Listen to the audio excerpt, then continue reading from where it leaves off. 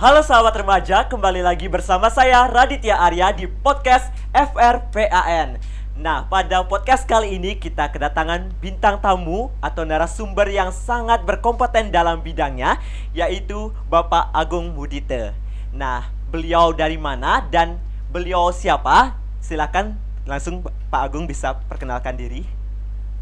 Baik, terima kasih rekan saya atau adik saya, anak saya Radit ya, terima kasih. Iya, Pak. Baik, jadi saya memperkenalkan diri saya. Saya lengkapnya nama saya adalah Agung Gede Mudite. Agung Gede Mudite. Jadi saya saat ini selaku Kepala BNN Kabupaten Badung. Kepala BNN, Pak. Ya.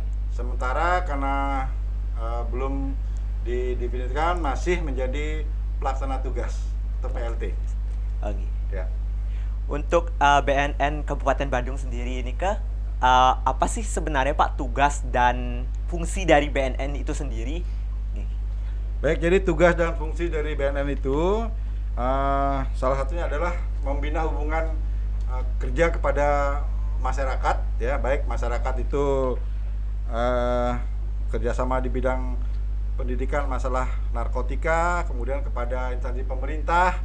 Itu salah satu tugas kami yang bersama-sama untuk memberikan pemahaman tentang bahaya narkotika. Oke.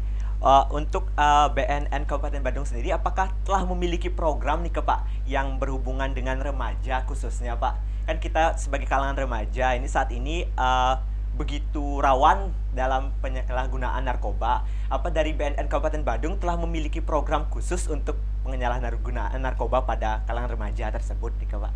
Baik, jadi kita di BNN Kabupaten Badung itu punya suatu program yang namanya Teman Sebaya.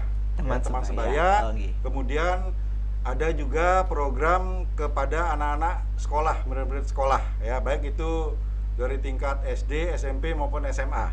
Jadi ada programnya yang kita laksanakan dari tahun ke tahun untuk pembinaan kepada para remaja tentang untuk mengetahui sejauh mana bahaya daripada pemakaian narkoba tersebut.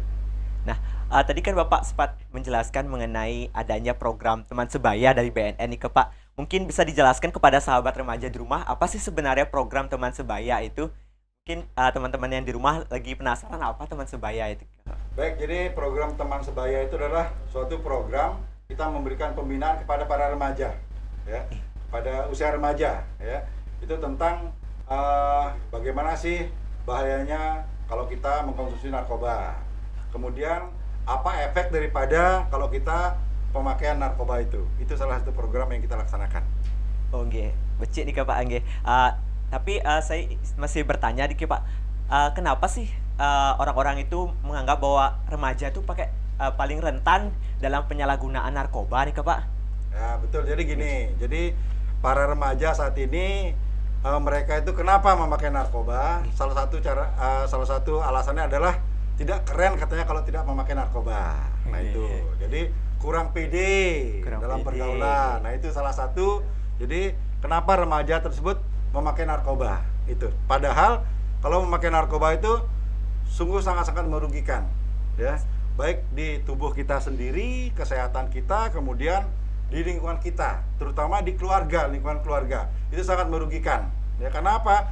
Bukannya pemakai narkoba itu saja yang akan rugi, ya, keluarganya pun akan rugi, ya. Ya, salah satu contoh saya kasih misalnya, orang itu awal-awal dikasih mencoba narkoba, ya, dia karena salah pergaulan mungkin, ada temannya pemakai narkoba, diberikanlah dia mencoba, awalnya mencoba, ya, mungkin kalau untuk jenis sabu sekali 2 kali isapan, ya. Nah, karena dia sarafnya sudah terkontaminasi atau sudah rusak, sudah terkena apa istilahnya itu dari narkoba tersebut, zat dari narkoba tersebut. Jadi itulah yang menimbulkan, jadi mereka itu menjadi ketagihan. Awalnya mereka dikasih gratis pemakaiannya. Nah, untuk pemakaian selanjutnya tidak ada kata gratis lagi, harus mengeluarkan uang. Nah, remaja-remaja ini karena masih remaja ataupun masih misalnya sekolah, ya, itu jelas masih tergantung dari orang tua kan. Nah, caranya mereka untuk mendapat uang bagaimana? Contoh saja misalnya, ya, eh, gas di rumah, tiba-tiba orang tuanya bingung, ibunya mau masak, loh gas saya kok hilang. Nah ternyata diambil oleh anaknya, dijual, uangnya itu diberikan untuk membeli narkoba. Itu salah satu contoh. Nah, tadi kan Bapak sudah menjelaskan mengapa remaja rentan tertular atau menjadi sasaran penyalahgunaan narkoba nih, Pak.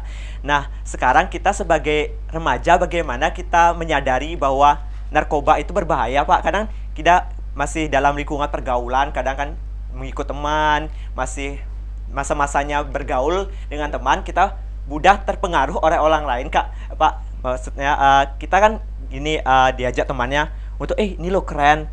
Jadi kita juga pasti penasaran untuk mencoba hal tersebut. Nah, bagaimana cara kita agar bisa membentengi diri sendiri bahwa agar kita tidak menggunakan narkoba tersebut dan Baik. Jadi salah satu cara adalah kita ya diri sendiri harus bisa mengatakan tidak musuh atau saya tidak pengen menggunakan narkoba. Itu Saya salah satu tidak contoh ya. Oke. Ya. Saya tidak mau menggunakan narkoba karena narkoba itu jahat. Nah, itu harus kita tanamkan dalam diri kita sendiri ya. Kalau kita sudah ada di dalam kita sendiri, kita tentunya tidak akan bisa atau tidak akan pernah mencoba narkoba tersebut. Itu ya. Kemudian apabila bergaul mungkin lebih pintar-pintar lagi mencari teman-teman untuk diajak bergaul gitu ya. Istilahnya dilihat dulu lah untuk temannya itu ya. Walaupun dibilang narkoba itu keren, narkoba itu menambah penyemangat, narkoba itu adalah membuat kita menjadi berani, itu semuanya bohong. Karena apa? Memakai narkoba apabila zat narkoba tersebut masih ada di saraf kita, memang kita benar, pede, berani. Nah, setelah zat narkoba itu hilang, kita kembali lagi seperti semula. Gitu ya. Itu Radit. nah, jadi kan kita sudah mulai menyadari nih Pak, mulai peduli terhadap diri kita agar tidak menggunakan narkoba.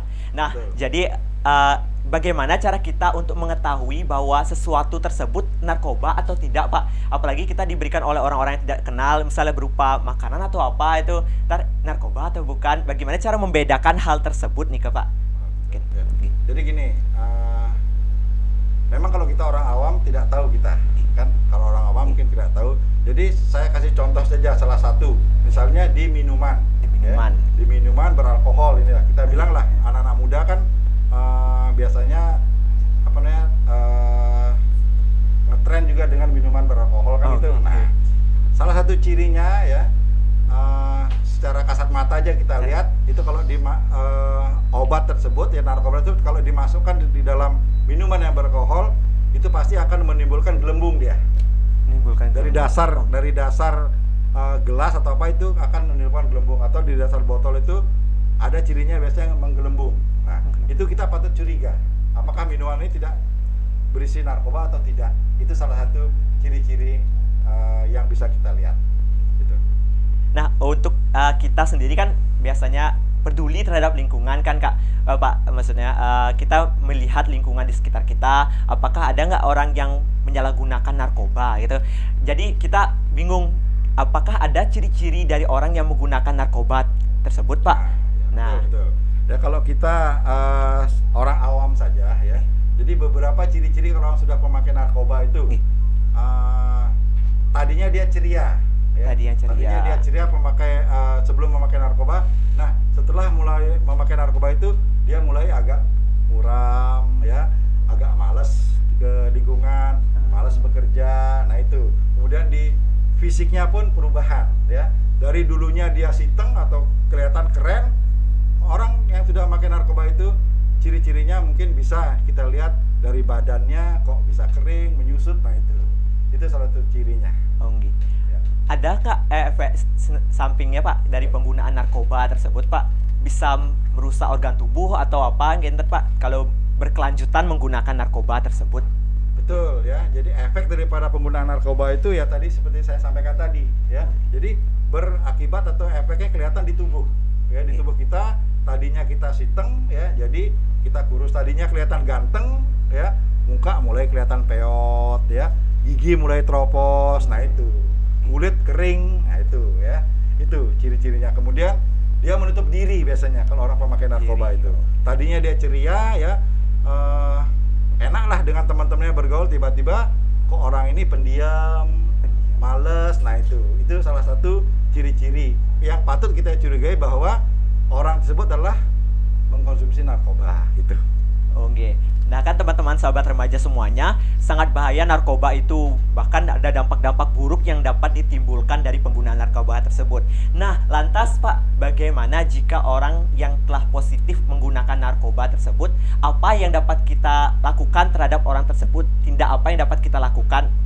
Gitu Pak. Baik, jadi gini ya, saya himbau kepada anak-anak muda ya, anak-anak muda atau khususnya masyarakat umum ya, apabila mengetahui seseorang itu pemakai narkoba, sebaiknya segera melaporkan melaporkan kepada BNN terdekat atau kepada pihak kepolisian ya. Apabila masyarakat tersebut melaporkan diri secara sukarela ya, datang ke kantor BNN terdekat, itu akan kita rehabilitasi. Beda dengan kalau ditangkap oleh petugas, itu beda lagi. Ya, kalau sudah dengan datang sendiri dengan sukarela datang sendiri ke BNN, itu akan kita rehab. Identitas pun akan kita rahasiakan, akan kita rehab secara gratis. Ya, apabila mau menggunakan atau apabila rehab itu di tempat rehab yang dimiliki oleh BNN, itu akan direhabilitasi secara gratis, dibiayai oleh negara. Untuk kedepannya nih Pak, saya ingin bertanya, ada nggak program kedepannya yang akan dibuat oleh BNN untuk para remaja nih Pak? Untuk kedepannya lagi ada nggak program untuk khusus pada para remaja nih Baik, jadi program ke depan dari kami BNN Kabupaten Badung ya, kami kedepannya berencana akan mengadakan lomba ya. Lomba terhadap para pemuda. Ya, itu pemuda-pemuda dalam bentuk lomba-lomba mungkin, atau ada lomba mungkinkah kalau tingkat SMA mungkin akan kita adakan lomba pantun, lomba puisi, ataupun lomba menyanyi Mas BNN kita. Nah itu ya, itu jadi untuk menimbulkan kreatif daripada para remaja. Itu salah satu program yang akan kita laksanakan. Oke. Baik, terima kasih Bapak atas pemaparannya tadi, sudah cukup jelas sekali, udah cukup mengedukasi bagi teman-teman yang menonton podcast kali ini Bapak nggih. Sekali lagi saya ucapkan terima kasih Bapak kepada Bapak Agung yang sudah meluangkan waktunya untuk hadir pada podcast kali ini. Nah teman-teman, sekali lagi saya ingatkan untuk katakan tidak pada narkoba. Nah jadi sekian podcast kali ini, saya ucapkan terima kasih telah menonton podcast kali ini. Jangan lupa klik subscribe yang belum subscribe channel FRPAN, dan juga klik tombol like dan komen, dan juga share sebanyak-banyaknya pada teman-teman kalian untuk lebih mengetahui mengenai video-video dari FRPAN ke depannya. Sekian dari saya Bapak, terima kasih semua Pak. Baik, terima kasih semua.